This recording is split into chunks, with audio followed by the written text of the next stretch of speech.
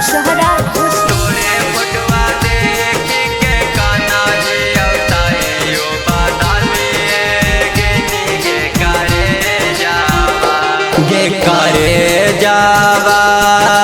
तोरे फोटवा देख के काना ही अवताइयो बादालिए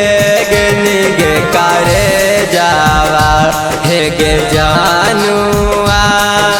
तोरे चलते घरा परिवारवा में नामा बदनामा होलौगे जानुआ हे गे जानुआ तोरे फोटवा देख के काना ही अवताइयो बादालिए गेनी गे करे जावा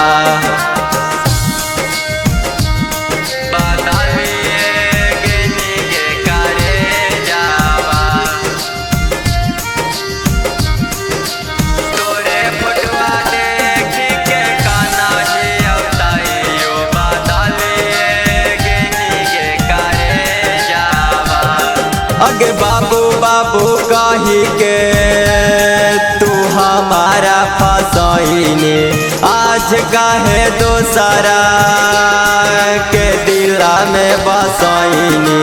बाबू बाबू कही के तू हमारा फसैनी आज काहे दोसरा के दिला में बसैनी गे करे जावा कितना माना हलियो तैयो दिलावा तू हमारा दुखाइए देनी गे करे जावा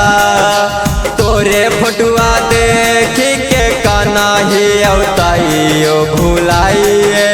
गेनी गे करे जावा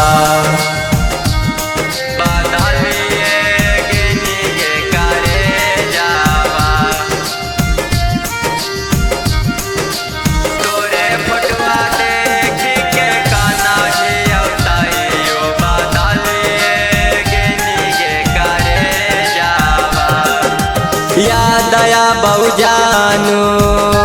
करल कौलावा पर बतिया रहे रहे फाटौ जा नुहा हमारा छतिया या दया बहु जानू करल कौलावा पर बतिया रहे रहे फाटौ जा नुहा हमारा छतिया गे करे जावा राबी दीवाना के दिला में बसा के रोवाइए देनी गे करे जावा तोरे फोटुआ देख के काना ही अवताइयो भुलाइए गेनी गे करे जावा। Music recording studio Naushahra Ghoshi.